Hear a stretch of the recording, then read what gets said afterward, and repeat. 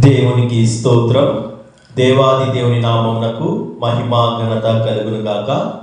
మీకు అందరికీ ప్రభు అయిన యేసు క్రీస్తు నామమున నా యొక్క ధన్యవాదములు. Praise the lord. నేడు భస్మ బుధవారం.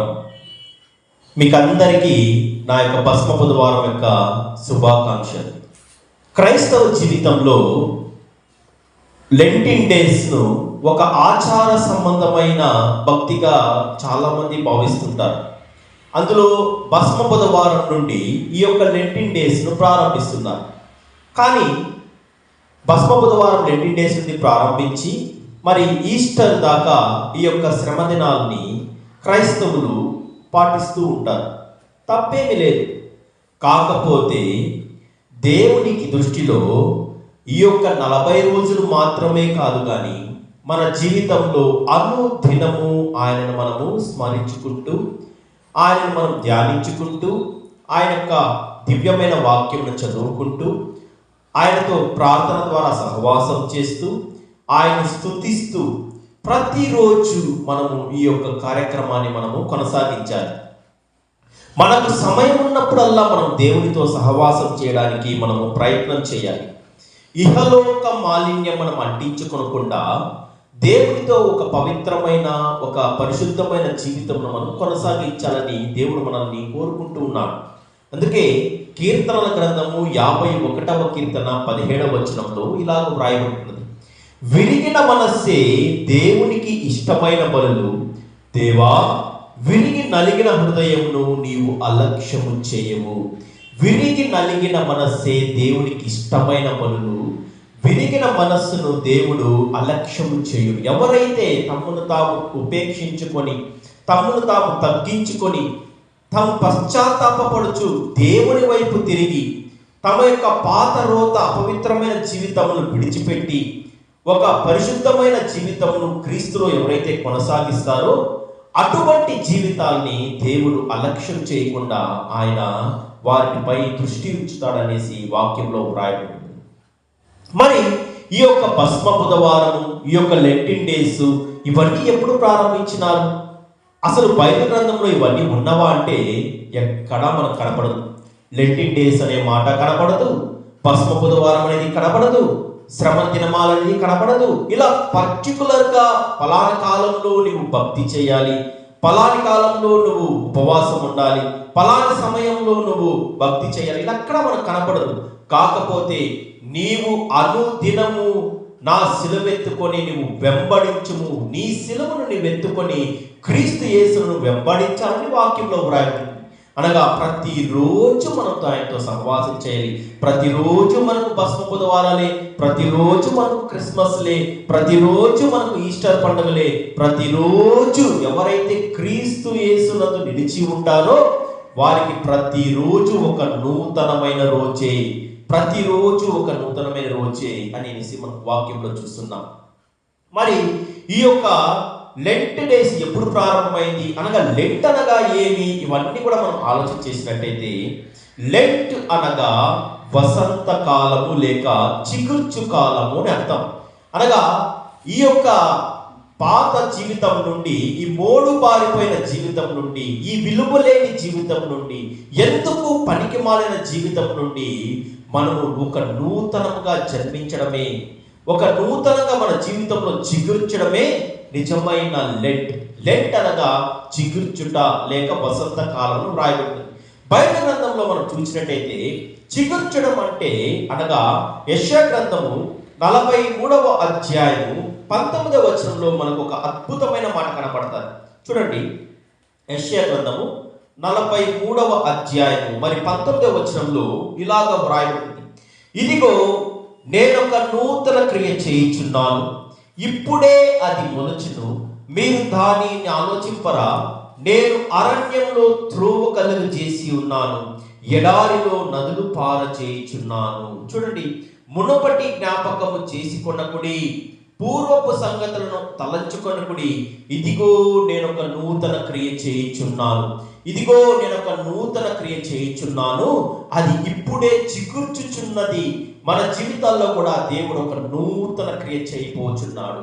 దానిని ఈ యొక్క లెంట్ కాలంని మనం ఒక సదవకాశంగా తీసుకొని ఇప్పటి నుండైనా మనం మారి దేవుని కొరకు ఫలించి, దేవుని కొరకు మనం చిగురించి, మన యొక్క అపవిత్రమైన జీవితాలను విడిచిపెట్టి ఒక నూతనమైన జీవితాన్ని ప్రారంభించాలనేసి ప్రభువు కోరుకుంటున్నాడు.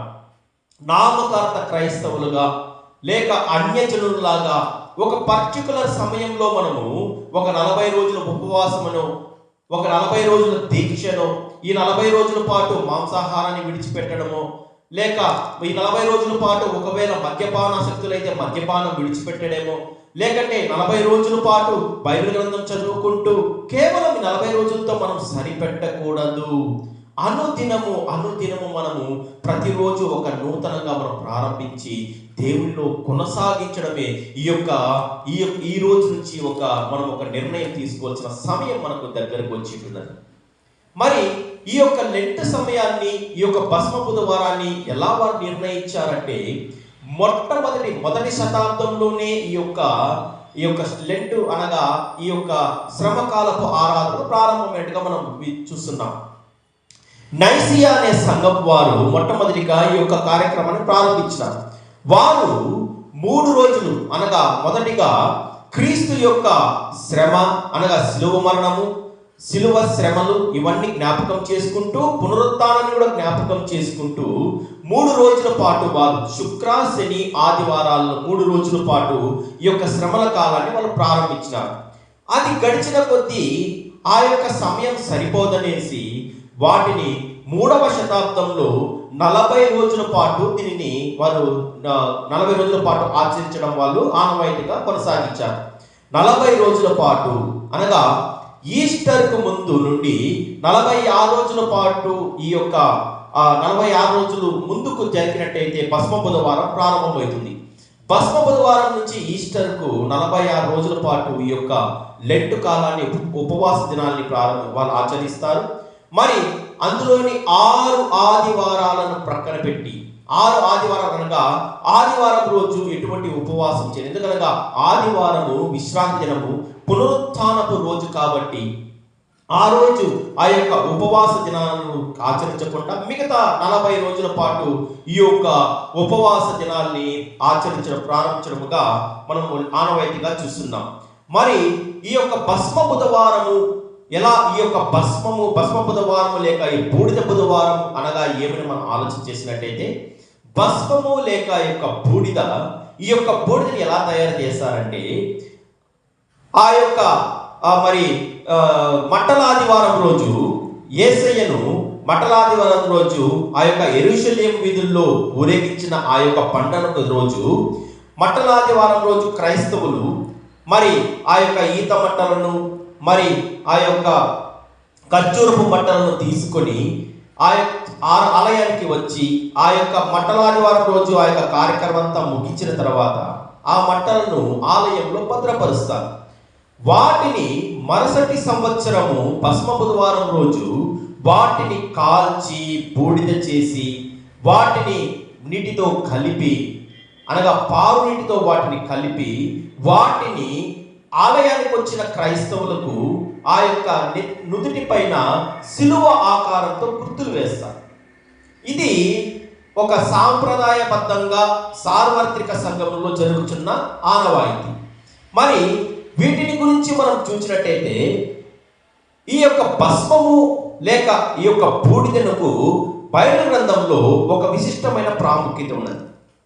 ముఖ్యంగా ఈ యొక్క భస్మము లేక బూడిదకు తగ్గింపునకు సాదృశ్యంగా, రెండవదికి పశ్చాత్తాపానికి సాదృశ్యంగా వీటిని మనం చూస్తున్నాం.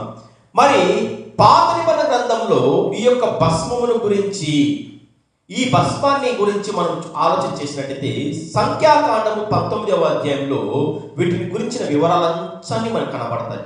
సంఖ్యాకాండం 19వ అధ్యాయం మనం చూసినట్టయితే, అక్కడ మొదటి యాజకుడు అహరోను మరియు మోషేలకు దేవుడు ఇచ్చిన ఆజ్ఞను మనం చూసినట్టయితే, సంఖ్యాకాండం 19వ అధ్యాయము మరి మొదటి 8 వచనాలు 9 వచనాలు జాగ్రత్తగా చదివినట్టయితే, అక్కడ ఒక ఎర్రని పెయ్యను వారు తీసుకునేవారు. ఈ యొక్క ఎర్రని పెయ్య కూడా కలంకము లేనిది, కల్మషము లేనిది, మరియు ఎక్కడ మచ్చ లేనిదిగా ఉండాలి.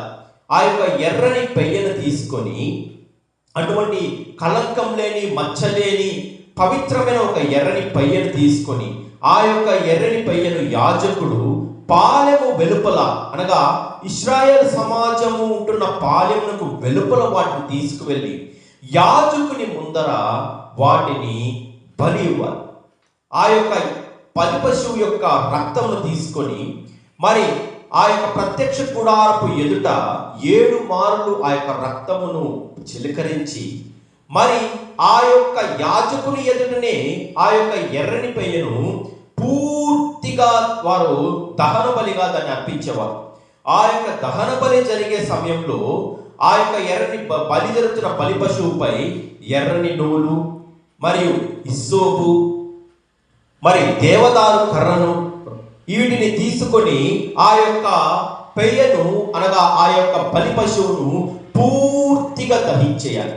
ఇక్కడ ఎర్రని పెయ్యకు, ఆ యొక్క ఎర్రని పెయ్య దహన బలిలో వేస్తున్న ఆ యొక్క రక్తపు నూలు రక్షణకు సాదృశ్యము, హిస్సోపు పవిత్రతకు సాదృశ్యం. మరి మనం అందరం యెహోషువ గ్రంథం 2వ అధ్యాయంలో జాగ్రత్తగా చదివినట్టయితే ఈ యొక్క రక్తపు నూలు ఆ యొక్క రక్తపు నూలు రాహాబు ఇంటి ద్వారబంధకాలు కట్టబడి ఉన్నప్పుడు ఇశ్రాయేలీయులు ఎరికో పైన వారు యుద్ధం ప్రకటించినప్పుడు ఆ యొక్క రక్తపు నూలు కట్టబడిన రాహాబు కుటుంబమును తప్ప మిగతా ప్రతి ఒక్కరిని, ఆ యొక్క ఎరికో పట్టణస్తులందరినీ పశువులతో సహా వారు అక్కడ సంహరించడంగా మన వాక్యంలో చూస్తాం. కేవలం ఆ రక్తపు నూలు ఎవరైతే ఆ గృహానికి కట్టబడి ఉంటుందో వారు మాత్రమే, ఆ యొక్క రాహాబు కుటుంబం మాత్రమే రక్షింపబడి ఉంటున్నారు. నేటి సమాజంలో కూడా క్రీస్తు యేసు యొక్క రక్తమును ఎవరైతే వారు తమ గృహాలనగా క్రీస్తు రక్తంతో కడగబడిన వాడు మాత్రమే రక్షింపబడతాడనేసి వాక్యం మనకు సెలవిస్తున్నది. కనుక ఈ యొక్క రక్తపు, అనగా రక్తవర్ణపు నూలు, అనగా దారము రక్షణకు సాదృశ్యంగా మనం వాక్యంలో చూస్తున్నాం.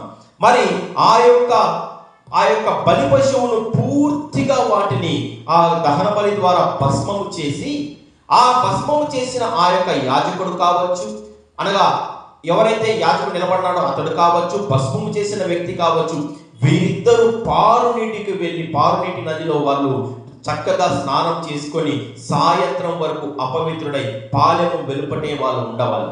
సాయంత్రం తర్వాత వాళ్ళు పవిత్రుడుగా వారు అక్కడ ఆ యొక్క పాలెం లోపల ప్రవేశించవచ్చు.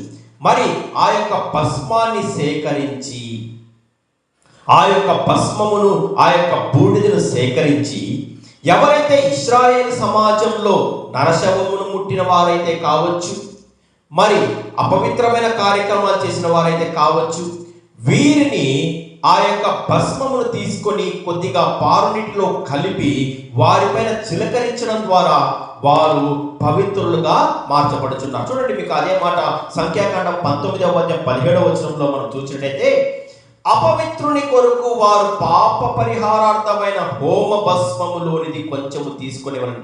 హోమ భస్మం అనగా ఆ యొక్క ఎర్రని పేయ, అనగా ఎర్రని ఆ యొక్క పెయ్యను దహించి భస్మం చేసి బూడిద చేశారే, ఆ యొక్క భస్మమునే హోమ భస్మముగా మనం చూస్తున్నాం. ఆ యొక్క భస్మములోనిది కొంచెం తీసుకునేవారు. పాత్రలో వేయబడిన ఆ భస్మం మీద ఒకడు పారు నీళ్లు పోయవలెను. ఆ యొక్క పారు నీళ్లు పోసిన తర్వాత ఆ యొక్క నీళ్లను ఆ యొక్క అపవిత్రుల పైన చిలకరించినప్పుడు వాడు పవిత్రుడుగా మరలా ఇశ్రాయేల్ సమాజంలో వారు మరల చేరడము మనం చూస్తున్నాం. ఎవరైతే ఈ యొక్క పాప పరిహారం పొందకుండా ఉంటారో వారు ఇశ్రాయేలీల నుంచి వాడు కొట్టివేయబడినట్టుగా మనం వాక్యంలో చూస్తున్నాం. ఇక్కడ మనం జాగ్రత్తగా గమనించినట్లయితే ఇందులోని మర్మమును, ఇందులోని మనము ఆధ్యాత్మికమైన విలువను జాగ్రత్తగా గమనించినట్లయితే ఆ యొక్క ఎర్రని పేయ నజరుడైన యేసు క్రీస్తుకు సాదృశ్యంగా మనం చూస్తున్నాం. చూడండి, ఈ యొక్క ఎర్రని పేయను పాలెము వెలుపల వాటిని బలిచ్చి దాన్ని హోమభస్మంగా చేసినట్టుగానే యేసయ్య కూడా మనందరి పాపముల కొరకు గవిని ఎదుట, అనగా గోల్గతా కొండ యెరూషలేం పట్టణమునకు వెలుపల ఉంటుంది. ఆ యొక్క యెరూషలేం పట్టణం వెలుపల ఉన్న గోల్గతా కొండ పైన మనందరి పాపముల కొరకు ఆయన బలిదానమైనట్టుగా మనం వాక్యంలో చూస్తున్నాం. ఇదే విషయాన్ని హెబ్రీ పత్రిక మరి 9వ అధ్యాయంలో పౌలు గారు రాసుకుంటూ వస్తున్నారు. హెబ్రీ పత్రిక 13వ అధ్యాయము 12వ వచనం మనం చదివినట్టయితే ఈ మాట మనకు కనబడతాది. కావున యేసు కూడా తన స్వరక్తము చేత ప్రజలను పరిశుద్ధపరచుటకై గవిని వెలుపట శ్రమ పొందెను. గవిని వెలుపట, ఆ రోజు ఎర్రని పైన తీసుకొని యాజకుడు ఆ యొక్క పాలెము వెలుపల వాటిని బలించినట్టుగానే యేసుక్రీస్తు కూడా మనందరి పాపముల కొరకు గవిని ఎదుటనగా యెరూషలేముకు బయట ఆయన శ్రమ పొంది సిలువ మానుపై మరణం పొంది మరలా ఆ యొక్క రక్తం ద్వారా మనందరి పాపముల కొరకు ఆయన ప్రాయశ్చిత్తం చేసి ఉంటున్నాడు. ఏ పాపము ఎరగని ఆయన మన కొరకు పాపముగా చేసిపడి ఉంటున్నాడు. ఈ లోకంలో నాలో పాపం ఉన్నది మీలో ఎవరు స్థాపించగలరని యొక్క ఛాలెంజ్ చేసిన ఏకైక దేవుడు యేసుక్రీస్తు మాత్రమే. కాబట్టి ఆయన యొక్క నిర్దోషమైన నిష్కల్మషమైన రక్తము ద్వారా మాత్రమే మనకందరికీ పాప క్షమాపణ కలుగుతుందనేసి వాక్యంలో చూస్తున్నాం. చూడండి, హెబ్రీ పత్రిక 9వ అధ్యాయము 12 నుంచి 14 వచనం కూడా చదివినట్టయితే మనకు కొన్ని శ్రేష్టమైన మాటలు మనకు కనబడతాయి. చూడండి, హెబ్రీ పత్రిక 9వ అధ్యాయము 12వ వచనం నుంచి చదివినట్టయితే, మేకల యొక్కయు కోడెల యొక్కయు రక్తముతో కాక తన స్వరక్తముతో ఒక్కసారి పరిశుద్ధ స్థలంలో ప్రవేశించెను. ఏలైనగా మేకల యొక్కయు ఎడ్ల యొక్కయు రక్తమును మైలపడిన వారి మీద ఆవు బూడిద చల్లుటయు శరీర శుద్ధి కలిగినట్లు వారిని పరిశుద్ధపరిచినలా. చూడండి, ఆ కాలంలో ఆ యొక్క హోమ భస్మము ద్వారా వారు ఆ హోమ బూడిద ద్వారా వారు పవిత్రముగా వారు అయినారని వారు భావించుకొనుచున్నారు. కాకపోతే ఆ యొక్క వాటి వల్లనే మనుషుడు పరిశుద్ధపరచబడిన ఎడల నిత్యుడకు ఆత్మ ద్వారా తనను తాను దేవునికి నిర్దోషిగా అర్పించుకున్న క్రీస్తు యేసు యొక్క రక్తము నిర్జీవ క్రియలను విడిచి జీవము గల దేవుని సేవించుటకు మీ మనస్సాక్షిని ఇంకా ఎంతో శుద్ధి చేయును. ఆ యొక్క ఆవుల యొక్కయు మేకల యొక్కయు గొర్రెల యొక్కయు ఎడ్ల యొక్కయు రక్తం ద్వారానే మనుష్యుడు పవిత్రం కాబడతాడని ఆ కాలంలో వారు ఆ యొక్క పాప పరిహారార్థ బలి, దహన బలి, అపరాధ పరిహారార్థ బలి, మరి సమాధాన బలి, ఇటువంటి బలుల ద్వారా వారు మనుషులు చేసిన పాపములకు వారు ప్రాయశ్చిత్తం చేయించుకునే ఆ యొక్క బలి కార్యక్రమమే మనుషుని పవిత్రం చేసినలా, ఏ పాపము ఎరగని ఒక నిర్దోషమైన ఒక నిష్కల్మషమైన గొర్రె పిల్ల వంటి యేసుక్రీస్తు యొక్క రక్తము ద్వారా మనందరి పాపములు మరింతగా శుద్ధి చేయబడతామని మనకు వాక్యంలో పౌలు గారు రాసిచ్చుకుంటూ వస్తున్నాడు. ఎందుకనగా పాప క్షమాపణ రక్తము చిందింపకుండా పాప క్షమాపణ కలుగుదని వాక్యంలో చూస్తున్నామండి. మనందరికీ ఇక మీదట ఎవ్వరు కానీ క్రైస్తవులుగా కావచ్చు, ప్రపంచంలో ప్రపంచంలో ప్రతి ఒక్కరి కొరకు దేవుడు బలిదానంగా కాబట్టాడు. ఎందుకనగా కేవలం క్రైస్తవుల కొరకు మాత్రమే కాదు, యూదుల కొరకు మాత్రమే కాదు, కానీ ప్రపంచంలో ఉన్న ప్రతి ఒక్కరి కొరకు యేసుక్రీస్తు తన రక్తమును కార్చి ఆ యొక్క పవిత్రమైన రక్తం ద్వారా అందరినీ ఆయన పవిత్రులుగా చేసి ఉంటున్నాడు. ఎవరైతే యేసుక్రీస్తు రక్తమును ఆశ్రయిస్తారో, ఎవరైతే యేసుక్రీస్తు రక్తము ద్వారా కడగబడి తమ మలినాల్ని కడిగి వేసుకుంటారో వారు మరెన్నడూ అపవిత్రులుగా ఉండకుండా ఒక పవిత్రమైన జీవితం జీవించడానికి ప్రభువు యొక్క రక్తము మాత్రమే శరణ్యం. కాబట్టి మనము యేసుక్రీస్తునందు పరిపూర్ణమైన విశ్వాసము కలిగి ఆయనను మనం మన స్వంత రక్షకుడుగా స్వీకరించినప్పుడు ఈ యొక్క సమస్తమైన దుష్క్రియల నుండి మరి సమస్తమైన పాపముల నుండి మనం విడుదల పొందడానికి దేవుడు మనకు సహాయం చేస్తాడు. అందుకే యోవేలు గ్రంథము 2వ అధ్యాయము 12 నుంచి 14 వచనాలను చదివినట్టయితే ఇక్కడ కొన్ని శ్రేష్టమైన మాటలు మనకు కనబడతాయి. ఇప్పుడైనను మీరు ఉపవాసం ఉండి కన్నీరు విడిచుచు దుఃఖించుచు మనఃపూర్వకంగా నా యుద్ధకు తిరిగి రండి. ఇదే యెహోవా వాక్కు. మీ దేవుడైన యెహోవా కరుణా వాత్సల్యములు గలవాడు, శాంతమూర్తియు అత్యంత గలవాడునై ఉండి తాను చేయనుద్దేశించిన కీడును చేయక పశ్చాత్తాపడును గనుక మీ వస్త్రములు కాక మీ హృదయమును చింపుకొని ఆయన తట్టు తిరుగుడి. ఒకవేళ ఆయన మనసు త్రిప్పుకొని పశ్చాత్తాపడి మీ దేవుడైన యెహోవాకు తగిన నైవేద్యమును పానార్పణ మీకు దీవెనగా అనుగ్రహించును. ఇప్పుడైనను అనగా ఇంతకాలం మన జీవితంలో జరిగిపోయినది. ఇప్పటి నుండి అయినా మనం ఒక నూతన జీవితాన్ని, ఒక నూతనమైన జన్మమును మనం జన్మించి, మనము క్రీస్తు యేసునందు మనం విశ్వాసం ఉంచి ఉపవాస దినాన్ని మనం పాటిస్తూ పశ్చాత్తాపపడొచ్చు, మనఃపూర్వకంగా దుఃఖించుచు, దేవా నన్ను కరుణించుము, నన్ను రక్షించుము, నన్ను కాపాడుము, నన్ను ఈ పాప బంధకం నుంచి విడిపించుము, నా పాపం నుంచి నాకు విముక్తి కలిగించుము, నా పాపములను కొట్టివేయుము, నాకు రావాల్సిన నరక శిక్ష నుండి నన్ను తప్పించుము అని ఎప్పుడైతే మనము దేవుని ఎదుట మనం మనపూర్వకంగా మనము ప్రార్థన విజ్ఞాపనలు చేస్తామో, అప్పుడు మన దేవుడు అత్యంత కృపగలవాడై ఉండి, ఆయన కృపగలవాడు కనుకే మనము నేటికి కూడా సజీవులుగా ఉంటున్నాం. ఆయన శాంతమూర్తియు అత్యంత కృపగలిగిన వాడుగా ఉండి, ఆయన కరుణా వాత్సల్యముల చేత ఆయన మనకు రావాల్సిన శిక్షను మన నుండి తొలగించి ఆయన మన శిక్షను కొట్టివేయుచున్నాడు. బైబిల్ గ్రంథంలో చూడండి, ఆదికాండము 18వ అధ్యాయం 27వ వచనంలో, అందుకు అబ్రహాము, ఇదిగో ధూళియు బుడిదియునైన నేను ప్రభువుతో మాటలాడ తెగించుచున్నాను. ఇక్కడ సొదొమ గొమొర్రాల పట్టణాల పైన దేవుడు తన యొక్క ఉగ్రతను చూపించబోచున్నప్పుడు అబ్రహాము తన యొక్క సహోదరుని కుమారుడైన లోతు కుటుంబం అక్కడ ఉంటున్నది కనుక ఆ యొక్క పట్టణాలను నీవు నాశనం చేయకుండా ఉండాలంటే, అయినా ఒక 50 మంది ఉంటే సరిపోతాజా, నువ్వు పట్టణం నాశనం చేయకుండా ఉంటావంటే ఆయన చేయకుండా ఉంటానన్నాడు. అలా తగ్గించుకుంటూ వచ్చినప్పుడు కనీసం 5 మంది ఉన్నా కూడా నేను నాశనం చేయనన్నప్పుడు ఆ 10 మంది 5 మంది కూడా అక్కడ కనబడలేదు. మరి దేవుడే స్వయంగా సొదొమ గొమొర్రాల పట్టణాలకు వెళ్ళినప్పుడు కూడా వారి యొక్క ఆ సొదొమ గొమొర్రా పట్టణస్థులు వారు పశ్చాత్తాపడకుండా దేవుని వైపు తిరగకుండా, మరి దేవుని వైపే వారు తిరగబడినప్పుడు ఆ యొక్క ఉగ్రత దేవుని ఉగ్రత సొదొమ గొమొర్రా పట్టణాలపై పడి వారు నాశనమైనట్టుగా వాక్యంలో చూస్తున్నాం. అనగా సొదొమ గొమొర్రా పట్టణాలు వారు పశ్చాత్తాపడకుండా, దేవుని వైపు తిరగకుండా తమ యొక్క ఉగ్రతను వారే తెచ్చుకున్నట్టుగా వాక్యంలో చూస్తున్నాం.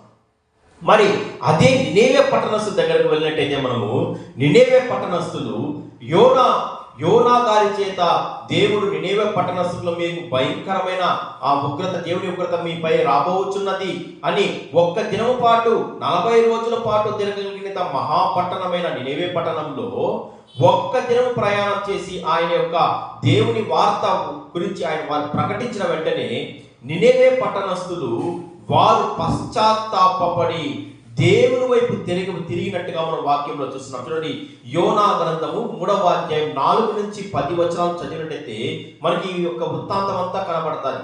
అక్కడేమో సొదొమ గొమొర్రా పట్టణం వారికి దేవుని వార్త అందినా కానీ వారు పశ్చాత్తాపడకుండా, దేవుని వైపు తిరగకుండా వారు తమ పైకి ఉగ్రత తెచ్చుకొని తమ పట్టణాల్ని ఆ యొక్క అగ్ని గంధకముల చేత వారు నాశనం చేసుకోబడ్డారు. అదే నినివే పట్టణస్థులు కూడా అదే స్థితిలో ఉన్నారు. వారు కూడా వారికి యోనా అనే ప్రవక్త ద్వారా దేవుని యొక్క ఆ యొక్క వార్తను వారికి ప్రకటించిన వెంటనే వారు దేవుని వైపు తిరిగినట్టుగా మనం వాక్యంలో చూస్తున్నాం. యోనా గ్రంథము 3వ అధ్యాయం 4 నుంచి 10 వచనాలు చూసినట్టయితే, యోనా ఆ పట్టణంలో ఒక దిన ప్రయాణం అంత దూరం సంచరించు, ఇక 40 దినములకు నినేవే పట్టణము నాశనమని ప్రకటన చేయగా నినేవే పట్టణపు వారు దేవుని యందు విశ్వాసం ఉంచి, చూడండి నోట్ చేసుకోండి, ఉపవాస దినము చాటించి గనులేమి అల్పులేమి అందరూ గోనె పట్ట కట్టుకొనిరి. ఆ సంగతి నినేవే రాజుకు వినబడినప్పుడు అతడును తన సింహాసనం మీద నుండి దిగి తన రాజవస్త్రములు తీసివేసి గోనె పట్ట కట్టుకొని బూడిదలో కూర్చుంటెను. మరియు రాజైన తానును ఆయన మంత్రులకు ఆజ్ఞేయగా, ఒకవేళ దేవుడు మనసు త్రిప్పుకొని పశ్చాత్తాప్తుడై మనల్ని లయము చేయకుండా తన కోపాగ్ని చల్లార్చుకును గనక మనుష్యులు ఏదియూ పుచ్చుకొనకూడదు, పశువులు గాని ఎద్దులు గాని గొర్రెలు గాని మేత మేయకూడదు, నీళ్లు త్రాగకూడదు. ఎప్పుడైతే యోనా యొక్క ఆ ప్రకటన చేసినాడో వెంటనే గనులేమి అల్పులేమి రాజులేమి నౌకరులేమి ప్రతి ఒక్కరూ వారు తమ బట్టలను తీసివి గోనె పట్ట కట్టుకొని దుఃఖముఖంతో వారు బూడిదలో కూర్చుండి ఉపవాస దినము చాటించి అందరూ దేవుని వైపు తిరిగి దేవుని బతిమాలుకోవడం వాళ్ళు మొదలుపెట్టారు. దేవునికి మొరపెట్టడం వాళ్ళు మొదలుపెట్టారు. ఒకవేళ దేవుడు మనసు త్రిప్పుకొని మన పాపాలన్నీ క్షమించి మనపైకి రావాల్సిన ఉగ్రత నుండి మనల్ని తప్పిస్తారనే ఒక ఉద్దేశంతో వారు తమను తాము తగ్గించుకొని దుఃఖముఖులుగా దేవుని మొరపెట్టుగా మనం వాక్యంలో చూస్తున్నాం. మరియు 9వ వచనంలో చూసినట్లయితే, మనుషులు తమ దుర్మార్గములను విడిచి తాము చేయి బలాత్కారములను మానివేయవలెను, మనుషులేమి పశువులేమి సమస్తమును గోనెపట్ట కట్టుకునేవలెను, జనులు మనపూర్వకంగా దేవుని వేడుకొనవలెను అని దూతలు నినేవే పట్టణంలో చాటించి ప్రకటన చేసిరి. ఈ నినేవా వారు తమ చెడు నడతలను మానుకొనగా వారు చేయుచున్న క్రియలను దేవుడు చూచి పశ్చాత్తాపుడై వారికి చేయుదునని తాను చెప్పిన మాట ఇచ్చిన కీడు చేయక మానెను. చూడండి, నినేవే వారు ప్రతి ఒక్కరూ పశ్చాత్తాపడి, పశువులు కానీ మనుషులు కానీ ప్రతి ఒక్కరూ దేవుని సన్నిధిలో వారు ఉపవాసంతో ఉంటూ దుఃఖించుచు పశ్చాత్తాపడుచు తమ పాపమును తాము ఒప్పుకున్నప్పుడు దేవుడు వారి పైకి రావాల్సిన ఉగ్రత నుండి వారికి ఉగ్రత నుండి గురి చేయక వారిని క్షమించి దేవుడు విడిచిపెట్టగా మనం వాక్యంలో చూస్తున్నాం. అక్కడేమో సొదొమ గొమొర్రా పట్టణస్తులకు ఆ యొక్క సమాచారం అందినా గాని వారు దేవుణ్ణి కూడా ఎగతాళి చేయించు మరింత పాపం చేసి దేవుని యొక్క ఉగ్రతను వారు గురైనట్టుగా మనం చూస్తున్నాం. ఇక్కడ నినేవే వారికి ఆ యొక్క వార్త అందిన వెంటనే వారు పశ్చాత్తాపడి ఆ బూడిదలో కూర్చోవడమనగా తాము దుఃఖపరుచుకుంటూ తమ దేవుని దృష్టిలో మేము ఎంత మాత్రము కారని వారు తమను తాము తగ్గించుకుంటూ పడినప్పుడు దేవుడు వారి పాపముల నుండి వారిని క్షమించి వారు దేవుడు కాపాడగా మనం వాక్యంలో చూస్తాం. అందుకే యెహెజ్కేలు గ్రంథము 18వ అధ్యాయం 23వ వచనంలో ఒక శ్రేష్టమైన మాట మనకు కనపడతారు. చూడండి, యెహెజ్కేలు గ్రంథము 18వ అధ్యాయం 23వ వచనంలో, దుష్టులు మరణం నొందుట చేత నాకు ఏమాత్రమైన సంతోషము కలుగునా, వారు తమ ప్రవర్తనను దిద్దుకొని బ్రతుకుటయే నాకు సంతోషము, ఇదే యెహోవాకు. ఎవరైనా సాని దుష్టులుగా కానీ పాపులుగా కానీ మనుషులు మరణించడం దేవునికి ఇష్టం లేదు. కానీ వారు తమ ప్రవర్తనను దిద్దుకొని తమ దుష్టత్వమును వదిలిపెట్టి దేవుని వైపు తిరిగి పవిత్రమైన జీవితం జీవించడమే దేవుడు కోరుకుంటున్నాడు అనేసి మనకు వాక్యంలో చూస్తున్నాం. ఇంకా బైబిల్ గ్రంథంలో మనకు అనేకమైన వృత్తాంతాలు ఉన్నాయండి. ఉపవాస విజయాల గురించి కావచ్చు, ఎవరికైనా కష్టం వచ్చినప్పుడు కానీ, శ్రమ వచ్చినప్పుడు కానీ, మరి యుద్ధం వచ్చినప్పుడు కానీ, ప్రతి సందర్భంలో కూడా ఈ యొక్క ఉపవాస యొక్క ప్రార్థన వారికి విజయాన్ని ఇచ్చినగా మనం వాక్యంలో చూస్తున్నాం. ఒక మొర్దెకై గురించి మనం ఎస్తేరు గ్రంథం చూసినట్టయితే, ఆ యొక్క హామాను యొక్క అహంకారం వలన ఇశ్రాయేల్ జనాంగాన్ని అంతటినీ హామాను నశింపచేయాలని చూసినప్పుడు మొర్దెకై 4వ అధ్యాయం 1వ వచనం, ఎస్తేరు గ్రంథం 4వ అధ్యాయం 1వ వచనంలో మొర్దెకై ఆయన కూడా ఆ యొక్క తన నడుము చుట్టూ గోనెపట్ట కట్టుకొని బూడిదలో కూర్చుంటే కన్నీరు విడిచిచూ దేవునికి ప్రార్థన చేసినప్పుడు, ఎస్తేరు కూడా ఆమె రాజగృహంలో ఉపవాసంతో ప్రార్థన చేసినప్పుడు హామాను చేయదలిచిన ఆ యొక్క భయంకరమైన ఆ కార్యాన్ని హామాను వైపుకే మరినట్లుగా దేవుడు అక్కడ కార్యం చేసి ఉంటున్నాడు. యోబు గ్రంథంలో చూసినట్టయితే యోబు కూడా తన సమస్తమును తాను కోల్పోయినప్పుడు ఆ యొక్క బూడిదలో కూర్చొని ఆయన పశ్చాత్తాపై ఏడుస్తూ ప్రభువుకు విజ్ఞాపన చేసినప్పుడు చివరకు యోబును కూడా దేవుడు రెండంతలుగా ఆయన అభివృద్ధి తీసుకుని వచ్చి ఉంటున్నాడు. దానియేలు గారు కూడా 9వ అధ్యాయం దానియేలు 9:3లో కూడా దానియేలు కూడా ఉపవాసం ఉండి గోనెపట్ట కట్టుకొని బూడిదలో కూర్చుండి దేవునికి మనపూర్వకంగా దుఃఖించుచు ఇశ్రాయేల్ జనాంగం కోసము ఆయన మొరపెట్టినట్టుగా మనం వాక్యంలో చూస్తున్నాం. అనగా దైవజనులు అనేక మంది దేవుని పట్ల వారు విధేయులై దుఃఖముఖముతో వారు బూడిదలో కూర్చుండి కన్నీరు విడిచుచు పశ్చాత్తాపడి ప్రార్థన చేసినప్పుడు దేవుడు ఎన్నో కార్యాలు నెరవేర్చి ఉంటున్నాడు. అదే జీవము గల దేవుడు నేడు నేను బూడిదలో కూర్చోవలసిన అవసరం లేదు కానీ, మరి దహన బలిలో ఇవ్వాల్సిన అవసరం లేదు కానీ, మనపూర్వకంగా దుఃఖించుచు దేవుని సన్నిధిలో పశ్చాత్తాపంతో మనము మొరపెట్టినప్పుడు దేవుడు తప్పకుండా మనకున్న క్లిష్టమైన సమస్యలను, మనకున్న అప్పుల బాధలు కావచ్చు, అనారోగ్య సమస్యలు కావచ్చు, కుటుంబంలో సమస్యలు కావచ్చు, పిల్లల వల్ల వచ్చే సమస్య కావచ్చు, బంధుమిత్రుల వల్ల వచ్చే సమస్య కావచ్చు, మానసిక రోగాలు కావచ్చు, ఎటువంటి సమస్య అయినా దేవుడు తప్పకుండా వాటి నుంచి మనకు విడుదల కలుగజేస్తాడు. అటువంటి జీవితాన్ని మనము నేటి నుంచి ప్రారంభించడానికి, ఈ యొక్క భస్మ బుధవారం అనే నేటి నుంచి మనం ప్రారంభించడానికి దేవుడు ఒక గొప్ప అవకాశాన్ని మనకి ఇస్తున్నాడు. ఈ అవకాశం చేజార్చుకుంటే మరలా తిరిగి వస్తుందో రాదో మనకు తెలియదు. కాబట్టి నేటి నుంచైనా, నేననే సమయం ఉండగానే దినములు చెడ్డవి గనక మీరు అజ్ఞానుల వలె నడుచుకునక మీరు జ్ఞానులుగా నడుచుకోండి, సమయాన్ని సద్వినియోగం చేసుకోండి. ఇదిగో ఇదే రక్షణ దినము, ఇదే అనుకూల సమయము, నీ మొరను ఆలకించడానికి సిద్ధంగా ఉంటున్న దేవుడు వాగ్దానం చేసిన రీతిగా నేటి నుంచైనా మన యొక్క ప్రవర్తనను మార్చుకుందాం. మన యొక్క స్థితిని మనము ఉన్న స్థితిలో నుంచి మనం లేచి దేవుని వైపు నడవడానికి ఈ యొక్క భస్మ బుధవారం యొక్క నేటి నుంచి మనము మన యొక్క పాప జీవితాన్ని భస్మము చేసి, మన యొక్క పాపపూరితమైన జీవితాలన్నిటికీ మనం విడిచిపెట్టి దేవుని వైపు తిరిగి ఈ యొక్క నేటి నుంచి మనము మరెన్నడూ వెనక్కి తిరిగి చూడకుండా దేవుని వైపే చూస్తూ మనం ముందుకు వెళ్తాం. ఈ మోడు బారిన జీవితాన్ని మనము చిగురింప చేయగల శక్తి దేవునికి ఉన్నది. ఎటువంటి సమస్య అయినా తీర్చడానికి శక్తి దేవునికి ఉన్నది. కాబట్టి దేవుని సన్నిధిలో మనము ఉపవాస దినాల్ని పాటిద్దాం. మరలా ఆ యొక్క నామకార్థమైన క్రైస్తవులుగా మిగిలిపోకుండా, లేక ఈ యొక్క ఆచార సంబంధమైన ఈ కొన్ని రోజులు మాత్రం మనం నిష్ఠగా ఉండి మరలా యథావిధిగా మన జీవితాల్లో అదే పాపపూరితమైన జీవితాన్ని మనం జీవించకుండా, ఒక్కసారి మనము ఈ ఒక టర్న్ తీసుకొని మరలా అటువైపు పాప జీవితం జీవించకుండా నేటి నుంచి మన యొక్క మనసులో మార్చుకుందాం, మన స్థితిని మార్చుకుందాం, మన యొక్క జీవితాన్ని మార్చుకుందాం. అటువంటి జీవితం జీవించడానికి దేవుడు మనకు సహాయం చేయనుగాక. Amen. Praise the Lord. Hallelujah.